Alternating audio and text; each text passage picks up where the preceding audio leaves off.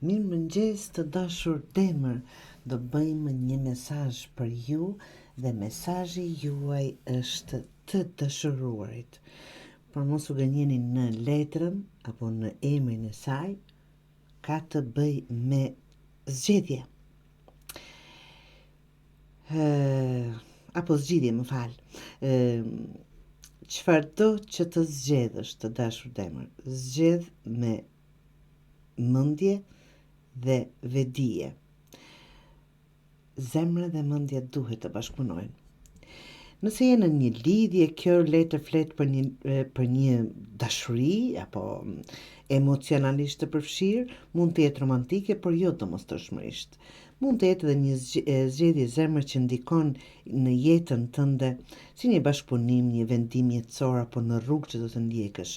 Është zgjedhje mes dy gjërave, prandaj thash të zgjedhni me mend dhe me vedije të plotë.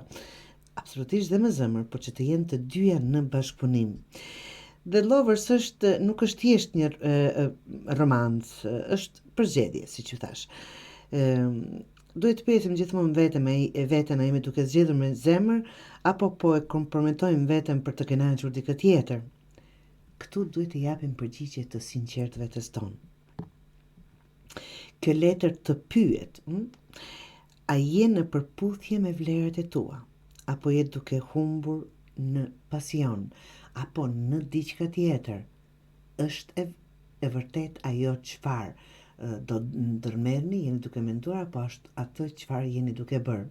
Këto janë pyetje që duhet t'ia bëni vetes. Pra, në gjithë këto është një në mes të dy gjërave, mund të jenë persona, puna, situata, projekte, apo thjesht të zgjedhim zemrën apo të zgjedhim mendjen. Një fjali për të mbajtur mend: zgjidh me zemër, mbani mend të dashur demër, por mbaj përgjegjësi për atë që zgjedh. Prandaj u them, zemra dhe mendja duhet të jetë në bashkëpunim për të bërë zgjedhjen e duhur apo zgjidhjen e duhur të juajën të dashur demër.